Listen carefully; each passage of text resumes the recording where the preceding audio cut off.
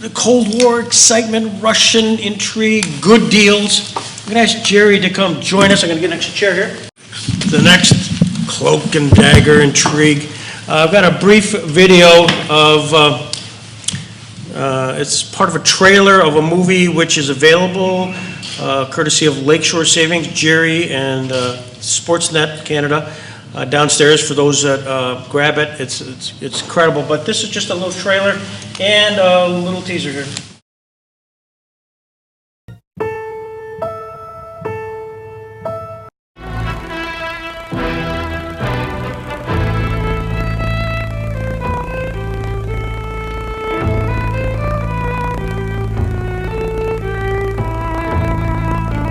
Leaving home is something Alexander Mogilny has done before. He grew up in a riverport town in Siberia, feeling the government's control everywhere. I'm Catholic, yeah. But when I was growing up, everything was kind of against the law. When he was just 15, he left home for Moscow for the celebrated Red Army Club. I didn't want to go back because it wasn't very much over there back there for me, and anything was better than there, really, because I didn't want to make a step backwards. He loved the hockey, but hated the system. Hated that when his mother traveled more than 4,000 miles to visit, Tikhonov wouldn't allow Alex to see her. Mogilny saw a future of continued emotional and physical abuse, a life that older players like Slava Fetisov had already endured for more than a decade. I was among those players who been treated like that, and I was looking up to those players, and I saw myself in their shoes in 10, 15 years from them, and I said, no, that's not me. I can't do that. I can't go through that. That's a waste of life. I didn't have anything. I didn't have anything in this town. I didn't have family, personal life, nothing. That's probably pushed me over the edge, and I said, I had enough. It pushed him to make the most important decision of his life. Goodbye. I gotta go. In 1989, Mogilny escaped the system. He deserted the Red Army, the first Soviet athlete to defect in 45 years. He was a criminal, convicted in absentia of treason. In America, he was free, a star, the first Russian captain in the NHL. This was his home now. For years, he believed he could never return to Russia. Two men embarked on a thrilling and potentially treacherous adventure that would change the face of hockey. The first man was Don Luce, the Buffalo Sabres Director of Player Development, and the second man was me.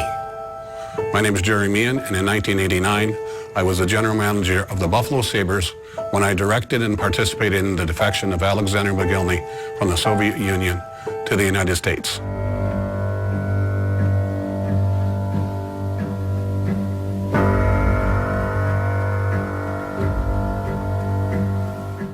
Looked at me and said, where the hell did you get that movie? And YouTube. It's amazing what's out there. Little background, Gerry. You're from where? Born in Toronto, Canada. Went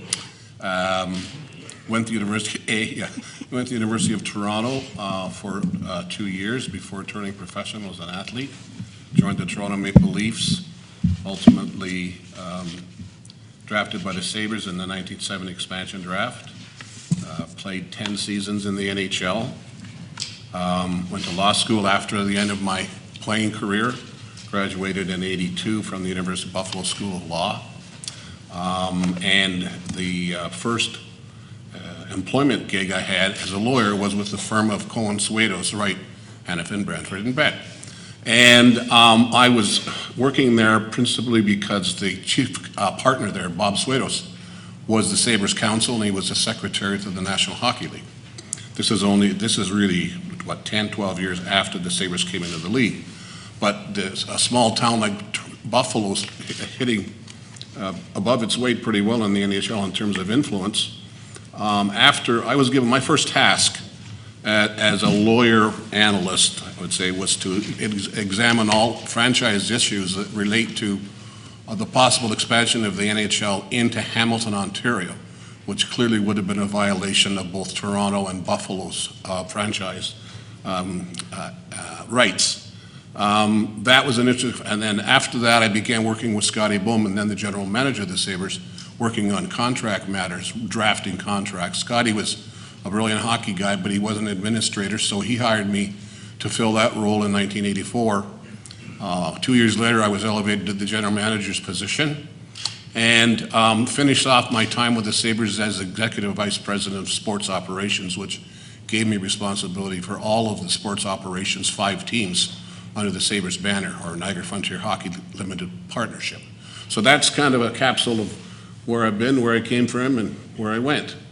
And joining the Sabres at the earliest time possible, I got to ask the question. Give me your best Gilbert Perreault story. Well, I guess you remember Bobby Orr. Bobby Orr came up into the NHL about 4 or 5 years before Perreault. But those 2 players are the only 2 players that I've ever watched and played against who, when they had the puck, everybody watched them, including their teammates and their opponents, because they knew something special was going to happen. Bobby Orr was a master of acceleration and had all the hockey smarts you could imagine. Perreault was a master of deception. You could never know what he was going to do and when he was going to do it. He was so fast, so strong, and so agile and so creative with the puck that he could do it all. And he had a great career. Regrettably, no Stanley Cups, but certainly he's well ensconced in the Hall of Fame, of course, as is Bobby Orr. So he was a marvelous athlete, a great asset to the organization, and gave it immediate credibility. Personal story, Gerry Meehan became the source of a recent article by Scott Kinberg. We talked about that last night, reflecting on his predecessor, Jim Riggs, who was a Bobby Orr fan extraordinaire, as well as a Pittsburgh Penguins fan. And he had kept in his office for many, many years, and after he died, Scott found an article, and you were featured in it very prominently, Gerry, because at the bottom of it dealt with the fact of you scored a goal, Buffalo Sabres, against the Philadelphia Flyers, which eliminated the Flyers and propelled the Penguins to the first time ever playoffs. And it was an article where a quote was attributed to Fred Shiro, the Flyers coach, and which said, talked about his playoff chances disappearing courtesy of Meehan's unlikely goal. I'll read it quickly because it's too good. The score's 5-5, and all the Flyers had to do was tie to get into the playoffs. With 4 seconds left, and all we needed, as he mentioned, to tie to make the playoffs.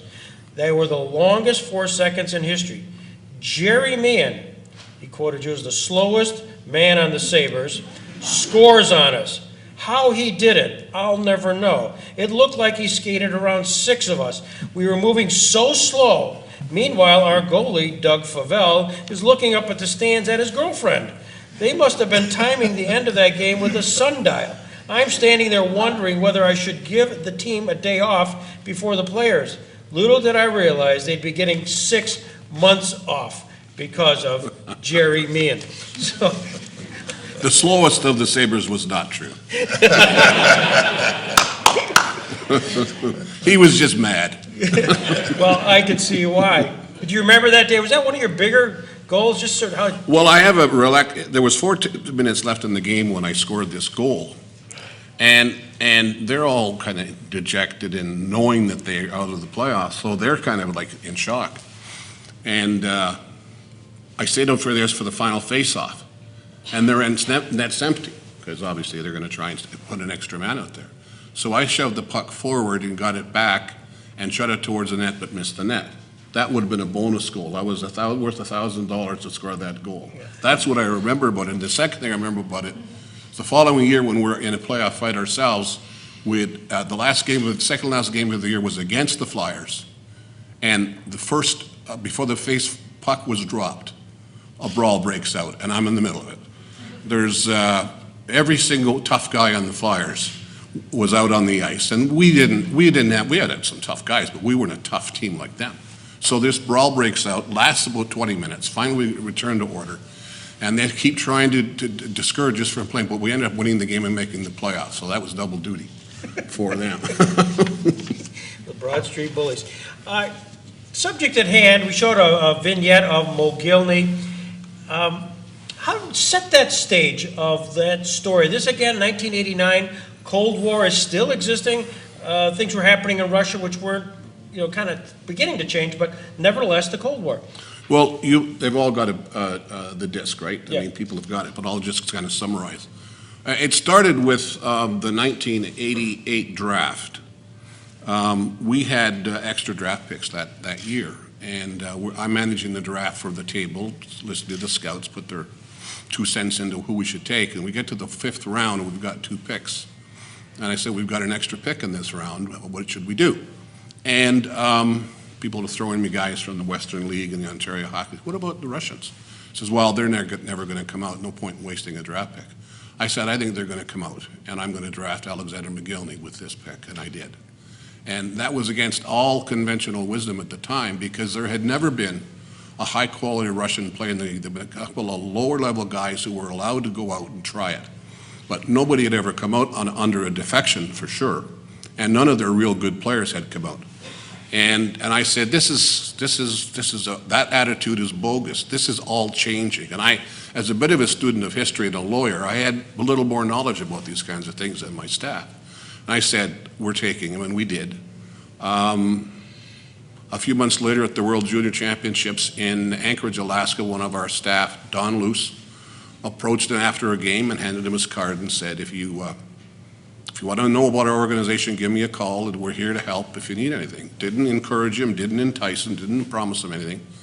But 4 months later, in early May, he got a call based upon the card he'd given to Alexander from a gentleman named Sergei Fomichov, who was a kind of a Russian agent for players. He was a bit of a rink rat. He hung around the rinks trying to curry favor with the Russian athletes.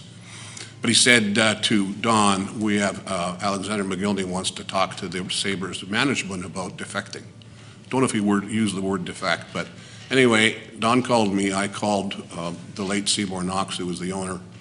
And he said, well, I said, Seymour, I think we got to do this. We got to go. He said, well, yeah, you got to go. So before I'm leaving, this is where the legal issues start to arise. I'm thinking this could be a boiler pot of international legal and immigration issues.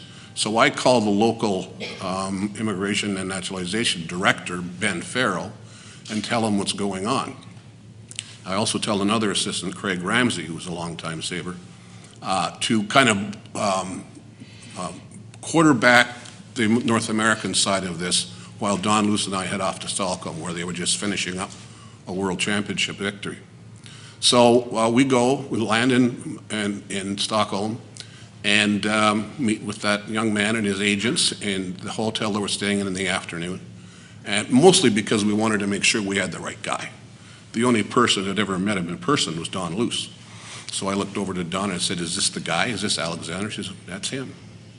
So I don't want to ruin the documentary from there, but the story goes from there, which involves all kinds of legal intrigue, immigration intrigue, refugee asylum intrigue, the involvement of the State Department, both in Washington and in Stockholm.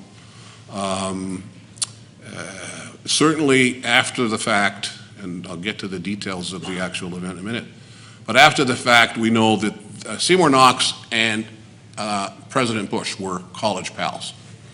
So he was able to phone the president and say, we've got this issue going on.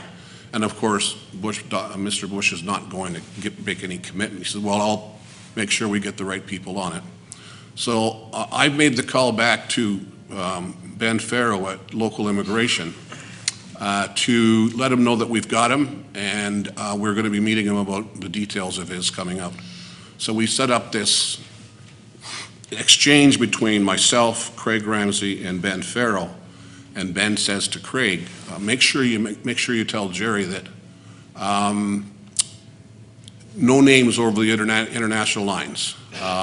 We know what's going on. Don't mention Mogilny, don't mention Meehan, don't mention Luce. Just get the shortest possible message over and hang up. There are people who wear black jackets who will kill them. And what are we going to do? I mean, we're in for a dollar, in for a dime, and we've got all the apparatus, which I really appreciated because Ben Farrow did an amazing job, and the State Department did an amazing job in Washington coordinating all these efforts. So what we had to do, we get told, you can't be seen, nor can you go anywhere out of Stockholm, out of us, without a travel document. He said, go to the embassy by yourself, do it late at night, in the middle of the night, knock on in those days, I don't know if they still have them, but there was this Marine Guard post outside the grounds. And you went in, and then if you were accepted as a visitor or somebody with courtesy, they would then call into the embassy and escort you there, which they did. And I told the Marine Guard that I'm Gerry Meehan of the Buffalo Sabres. Alexander Mogilny is a Soviet superstar hockey player, and he wants to go to the United States. He takes this, calls the duty officer, I think his name was Ben too, and he calls the duty officer, and the duty officer says, okay, take all their belongings, their wallets, whatever documents they have, put them in a bag and bring them up to the office. So Ben takes us in, says he's satisfied that we're the real thing, we're not making this up, and that we're not Russians. Meanwhile, Don Lewis is driving around the city of Stockholm in circles around the embassy waiting for us to come back out. And this is before cell phones. We didn't have a cell phone. We had to rely on hand signals, just instinct. The duty officer, he says, well, I'll take care of it. He said, I'll call Mr. Farrell back in Buffalo, New York to confirm that this is underway. So he did. Ben told him, yes, this is all at the State Department in Washington. It's all being handled by the INS at the time, as you mentioned. And they said, we can't get you a document tonight, so you're going to have to disappear for a couple of days. And we'll let Ben know when the document's ready for you guys to pick up. So we went out into the Swedish countryside and drove around the arboreal forests and stopped at different hotels. And after about 36, maybe not quite 2 days, traveling around in the hinterlands, we connect with Craig, and Craig says, okay, the embassy, Ben says the embassy's set up to give him the document. So in order to avoid detection, we wouldn't go anywhere in normal hours. We would go to the embassy in like 10:30 at night, especially since they know we're coming. And so that night, we went to the embassy, and this time they took us into the compound in our car and took us in the back door. We didn't have to go through the Marine Guard post, which might have been at that time under surveillance. The duty officer and the State Department official, and probably a CIA guy would believe, wouldn't there probably have been there, processed this, gave us the document. I've got a copy of the actual document in my file. And then we went back out into the world of nowhere, looked for a hotel for about 5 hours that would be close enough to the airport for us to get on the first plane to the United States. This travel document was the only thing that we could have gotten because he has no passport. The Russian team confiscate all their passports when they travel around the world. So we go to the hotel. That night at 12:31 in the morning, we negotiate a contract or an agreement. And Alex thought he was worth $1 million a year. Now this is when the best players in the league were making maybe 400, 450. The odd superstar might have been making $1 million. He said, no, they told me $1 million a year, I'm worth it. So I had to wire back to my office in Buffalo. Now the time change is 6 or 7 hours. And by the way, my executive assistant, Debbie Bonner at the time, was an amazing assistant too, because she was on top of this like I can't believe. And I said, send me the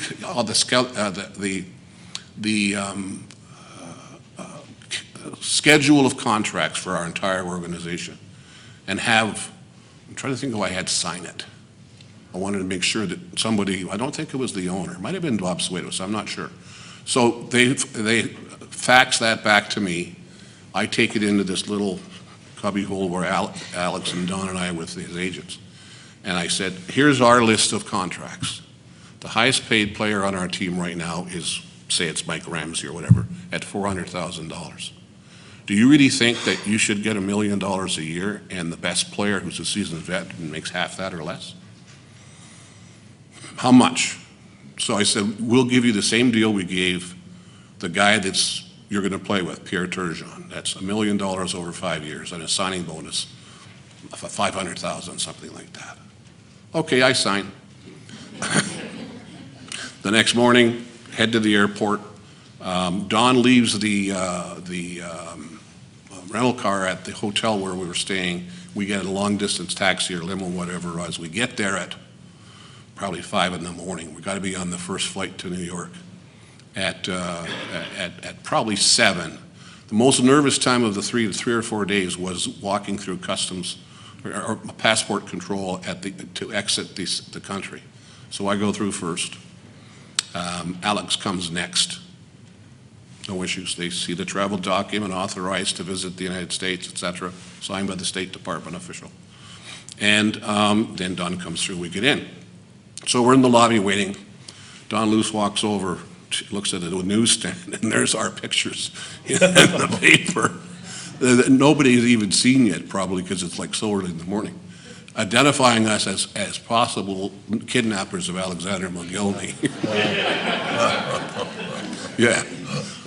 So he looks at me and he says, are we free now? I said, yeah, you're free. You're essentially in the United States. So he got this glow in his face and a beam, one of the most officious smiles when he smiles, affectionate smiles when he smiles, rather. And he sat down, we waited for the plane, got on, took off without incident. I did all my note-taking on the plane, so I had a record of it that I could rely on, because we had to convince not only the police, the immigration people, the league, that we hadn't acted inappropriately and helped. We didn't induce him, we didn't try to convince him, we didn't bribe him. It was all on the up and up, which it was proven to be. And we get to land in New York, and we're on the I guess the tarmac, off the runway, taxiing into Kennedy, and the pilot comes and says, everybody has to stay on the plane. There's an FBI official coming on the plane, and they want to interview a couple of passengers. There's no alarm, just stay on the plane. So this, I don't want to exaggerate. I'm trying to think whether, there was a couple of burly state troopers and an official that came on, and they know where we were sitting. And they came over to Mr. Meehan, we have a problem in the airport. There's more reporters in the airport now than there's ever been for any event in the history of JFK. Somebody has to come out and talk to them. So I said, I'll do it. Don came with me. In the meantime, they hustled Alex over to immigration at Kennedy for him to get on a transfer flight from Kennedy over to Buffalo. So I'm out there not knowing what to expect, and it was mayhem, because this story had broken internationally while we were on the plane. So they were waiting for us to arrive for about 2 hours to get their spot out front of the photographer. I just said, yes, he's here. He's not available for comment at this point. We'll hold a press conference in due course. We'll keep you informed. Took us over to where we were going to get the transfer flight, and headed to Buffalo. They took him into immigration for a couple hours, so we had to wait at the airport. They're just doing their due diligence. I don't know what went on, but ultimately what happened is he was released to our custody. We took him to my house. My wife made an Italian dinner for all of us with her special sauce. And then he went off with Don Luce and Diane to stay at their house, because we thought we would be the obvious target of intrusion or surveillance, but nobody really knew where. Our home was pictured on the front page of the Swedish main daily, where Alexander Mogilny is living. So that was the first signal that we needed to do some covert work. A day or two later, he filed for asylum at Kennedy, but he was going to be processed through the Western District of New York. So he was processed, filed for defector status or asylum status. He began working out. We had to wait about 4 months to get the approval. And somebody called George Bush and said, can you help us on this? Can you move this up? He said to Seymour, You don't seem to understand, Seymour. There's a lot of widowed women with children who are starving in a lot of different countries, waiting for refugee status to come into the U.S. on a humanitarian basis. This is not going to move quickly, but I promise you that we will do whatever we can to make sure he's ready for this season. So, and that was the right answer, for sure. I mean, you know, here's a superstar athlete who's going to make a lot of money, and he's jumping the queue ahead of a lot of other people. But I guess that happens sometimes. It was deemed in the national interest, I guess, that this was a good thing for America. What it was also really good for was the ability of the National Hockey League and the Russian Ice Hockey Federation to make a transfer agreement a couple of years later. Because immediately the next year, another big Russian star, same age, Sergei Fedorov, jumped out of the Goodwill Games.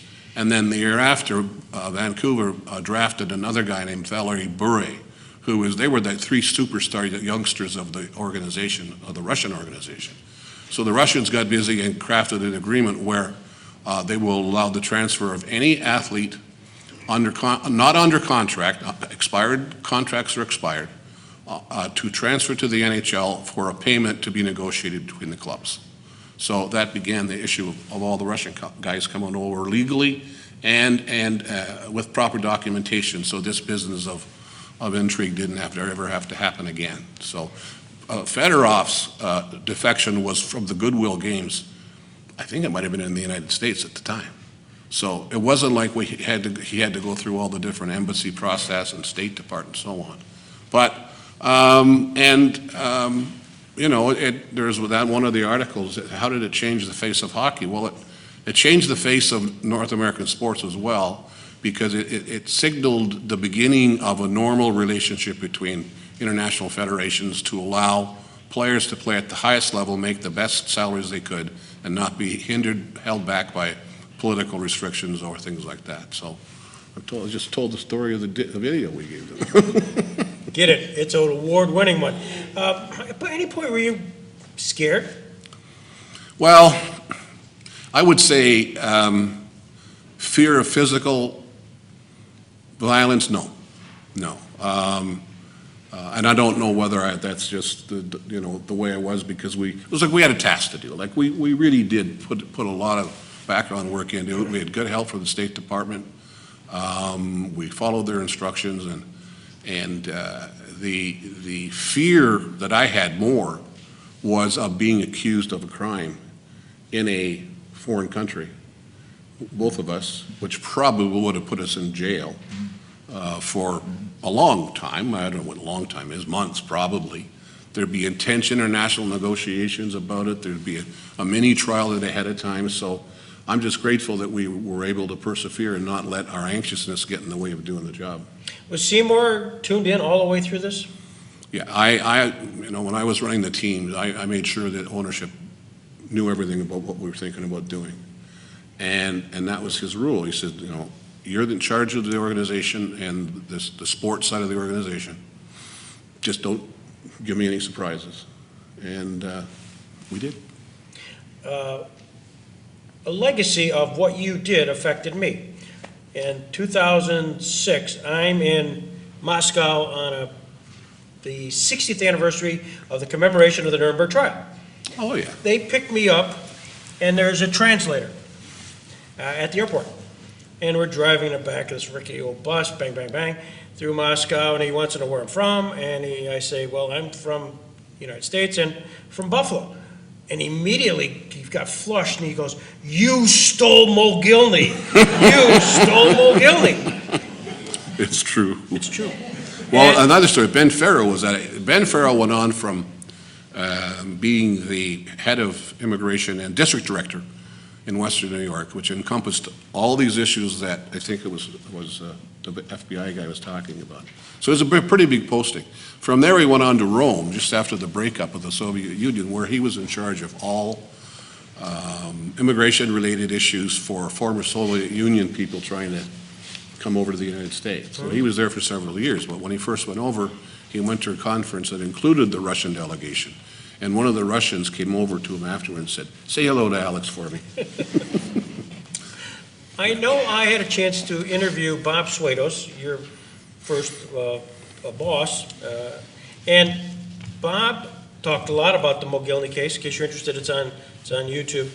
But he said there was a real concern when they were the Sabres were going to play in Canada, whether it's Toronto, Montreal, whatever. How did you deal with that extradition fear factor? I'm trying to recall. I remember that very clearly, that we had to get a special status for him. At the time, and maybe still, I was a green card holder at one time. And when your status is under review, you've applied and they've accepted their application, you are not allowed to leave the country during that time until you're granted status. In those days, when I got my green card, that was probably a month or two. But in this case, it was because of an asylee, a refugee, a defector. So there had to be a special status. But I think that's what applied. His concern was if he leaves the country, he's deemed to have abandoned his application. And that, I know for that, the legal part, and then there was a security part. So they actually, Bob was talking about getting security from people in Montreal. Oh, yeah, that's right. Some guerrillas that just would. Yeah, no, well, he, ultimately, the defector, the refugee status came through, and that eliminated the issue of him not going in. But there was after the fact, incident that he was under an extortion threat.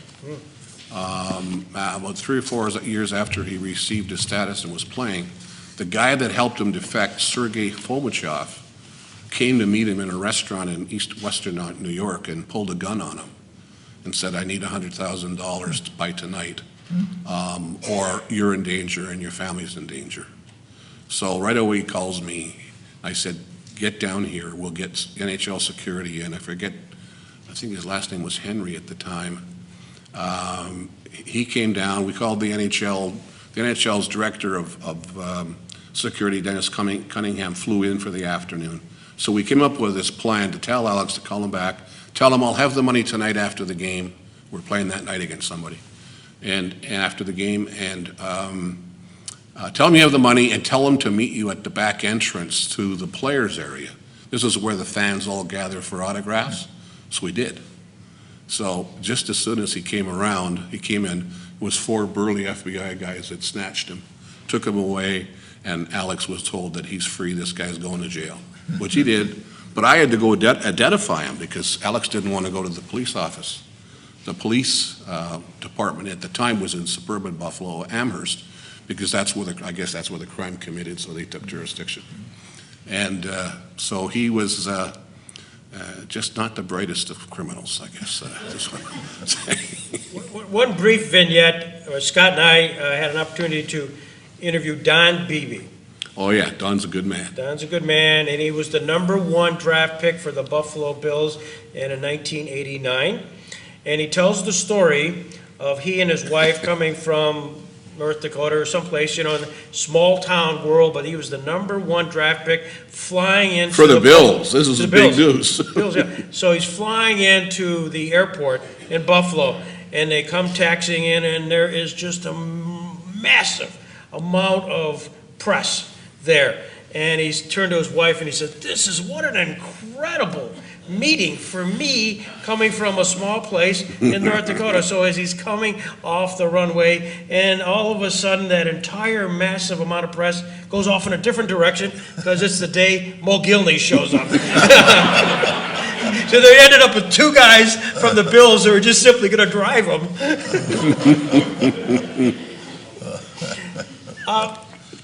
As time permits, Tony, you've listened to this and you lived a part of the Russian spy, Cold War, 57 intrigues. That was a hot time, the Khrushchev time. Gerry, in 1989, you're at this beginning of the Perestroika, Gorbachev time period. Tony, from your perspective, what you heard from Gerry, does that resonate with you? Did you get a sense of that?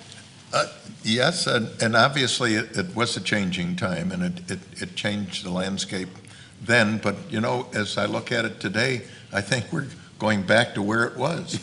And the competition isn't just with Russia any longer. It's with many, many nations, and certainly China is one. But the tenseness in the world, the globalization, the technologization of the world brings it all much closer. And listening to the comments there, the personal feelings that you had, some insecurity and yet confidence in where you're going, the atmosphere today is similarly to the times that we lived through back in the 50s, in my opinion. It's tense. You don't quite know what's going to happen. The political campaign that we've been experiencing so far in the United States, I think, is largely responsible for that because it's irresponsible. So hopefully it'll change, but we have a lot to be concerned about. And the important thing is you have to take a stand and you have to participate. And that's a good message that was involved in the movie last night. You watched the movie also last night. Did you see some of that covert operations that was going on in the 50s as still part of the world they were sensed that they're tracking you? There was a sense that they were tracking us, but I think we kept on the run so much that, they'd be in the place we stayed the night before the next day. And then the next day they'd come to the place we were the day before. And because it was a very short 4 days, 3.5, 4 days, I think if we had been there longer, we would have been in real trouble because somebody would have tracked us down as convinced by the photo in the Stockholm newspaper. I really enjoyed the movie. I think it's a marvelous story. I'm really glad that you clarified some things because I had some issues as a lawyer myself watching it. Yeah, but let me emphasize, I think that movie was fantastic and I strongly recommend it. The intensity that the audience had was because they built up to that exchange and you didn't know what was going to happen. The rules are always changing here. And negotiation isn't real. And so you took sides and you wondered, is it going to happen? Isn't it going to happen? And the dynamics of the relationship between a wonderful American lawyer who stands for liberty and freedom and constitutional rights and a dedicated communist who believes that that's the way to go, and yet they had this friendship. And I think it was marvelous. And then you wonder what happened to them afterwards. Yeah. And I do have some information about what happened afterwards as far as Abel is concerned. It's good news and bad news. But Potsdam was the center for the KGB at the time. So it was purposely that they would make the exchange on the Gleinicker Bridge. And the question of how will you know, how will they treat you, and so forth. And so you're left with the impression that they didn't greet him, they didn't hug him, they didn't embrace him, they put him in the back of the car. Well, in reality, his real wife, his real daughter were brought to Potsdam to be there to greet him. But they have a marvelous officers club and commissary at Potsdam, the best in the West, much better than Moscow. And the wife and the daughter at the time of the exchange were in the shopping center picking up goods, and they couldn't reach them to be there to greet him. Well, one of this distinction, I'm sorry. I just want to say that Vin Arti actually met with the daughter in Moscow in around 2003, and she explained that he wasn't well treated. They couldn't, once you've been in the United States and you've been in custody, they obviously can't give him any secret. They don't know what happened. So he wasn't given the corner office. He was given the closet space. And his history with the Soviets was absolutely brilliant. He is a war hero, and he died, and they buried him under the false name of Rudolf Abel. And the family was very upset, and fellow KGB agents were upset to the extent that they protested, and then there was a story that essentially he wasn't really Rudolf Abel, he was Willie Fisher, and they put his name, correct name, on the tombstone. I feel like Paul Harvey, the rest of the story. Yeah. Well, speaking of Mogilny, we saw here at the end that he now is back in Russia. What was your sense of what was going on with his family? I mean, he just left, and a couple of things. One, he's a member of the Red Army, so therefore he's in the Army. He is convicted in absentia. He's got to kind of deal with that. I think one of the things I'd mention, the wall fell in November of the same year. So you have to link events to that reality of the wall coming down. And this certainly was an event that would have had some impact on that. Who knows what else? The liberalization and the breakup of the USSR certainly was going to happen. I asked Alex personally to participate in the documentary, and he refused. And yet he's back there working with, running a hockey team. And if he had fear of retribution, he wouldn't be back there. So that's one of the reasons why I agreed to go forward with the documentary. And I was always concerned about, he's not in it. You know, does it have what the pizzazz it needs? And I just decided it's not just his story, it's a Sabres story, and it's an American story, and a story of good and evil. So it was a great experience, but I just think he's a secretive guy. He lives his life close to the vest and runs his team and doesn't travel internationally. But I think there's going to be an effort to elect him to the Hall of Fame. There's only about 5 Russian players in the Hall of Fame, Hockey Hall of Fame.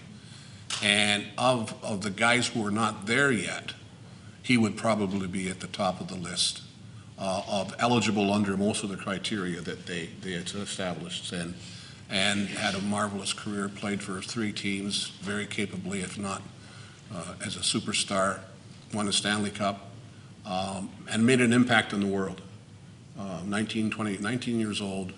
Can you imagine you're my 19-year-old athlete going through what he went through? Now, the one thing that's very clear between the movie and what we did is that we never had to go behind the Iron Curtain. We were operating in a democratic country, Sweden and then the United States. We didn't have to deal with anybody who was in jail, being ostensibly tortured or mistreated. By the way, notice the difference between the German jails and the American jails for spies. Much better treatment here. That to me was what even makes it more impressive what they did in that movie, how they negotiated that outcome. But I want to ask you, maybe you could answer this question. Do you think, what was my thought when I woke up this morning? Do you think that the negotiations at the end, which shows Tom Hanks saying no, no, no, and then they go to the bridge, and when they're going to pass Rudolph across, and in comes Gary Powers, but the other guy's not there. Was that just a negotiating tactic to not lose the battle of will? I don't know if it was movie. I don't know the actual facts on that. I go back to Jim's book, and I'm not sure that is portrayed in there, but I haven't checked it recently. I do note that if any of you watched Madam's Secretary on last Sunday, they ended up the show in an exchange of a person from Russia on a bridge. It happened to be in Finland at that time. And there was also the false start, that they had sent somebody who wasn't the person, the Russian who had been sent over as an agent for the United States.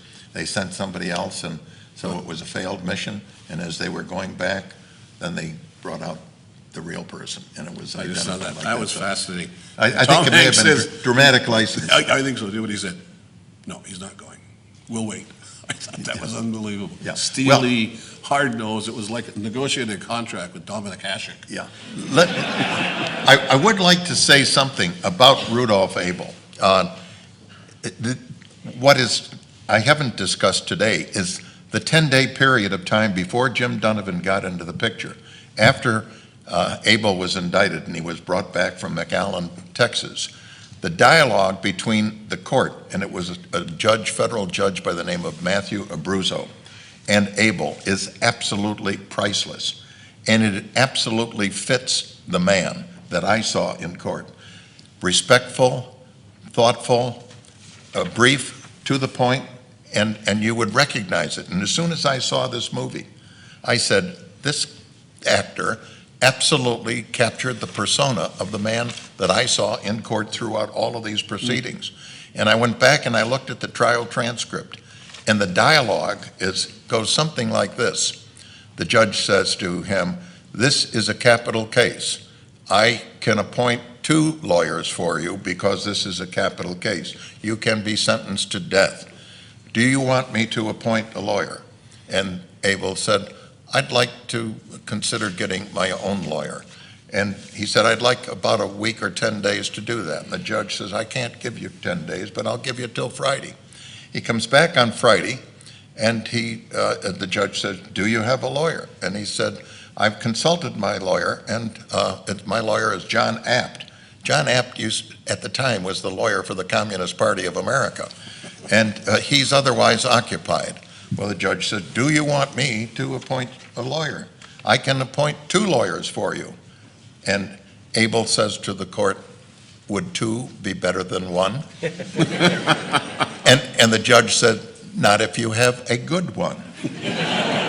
And the dialogue goes on like that, and he said, would the court consider asking the Bar Association for recommendations?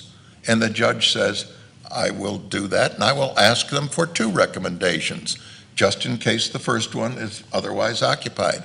And it wasn't in the movie like the American Bar, the lawyers, but you seem like an intelligent, rational person. Can we get a copy of the indictment?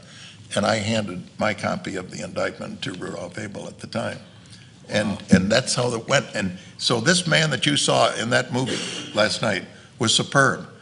I immediately wrote a letter to his agent. I didn't know Mark Rylance from anybody. But I said, "This is absolutely spectacular." And I wrote and I said, "You were superb, you captured the persona, and you deserve an Academy Award, and I hope you get it." He said to me, he wrote back to me, actually his assistant wrote back to me, and said, "Do we have your permission to send that to DreamWorks?" And he did. And I said, "Absolutely, I'd be happy to write a letter. You were incredible." Abel purchased from Louise Bernico, or through Louise Bernico, a portrait that Abel, I think, did of the judge, or may have been a self-portrait, and I'm not sure. And he sent it to Mark Rylance, and Mark Rylance sent that on to Steve Spielberg. And Steve Spielberg has that, and he's very, very proud of it. Wow. So you watched the Academy Awards pretty closely, didn't you? Well, I did. As a matter of fact, we had an Academy Award party in our one-bedroom condominium in Florida, and had about 10 people in there. It was very crowded. My daughter had given us decorations and so hoopla. And as I mentioned to the group yesterday, I'd been asked by ABC Talk Show to go on the Saturday to describe it, and it went for a long time. And they asked me what my predictions were, and I said, "Well, I don't think he's going to win it, but I believe that the best supporting actor should be Mark Rylance."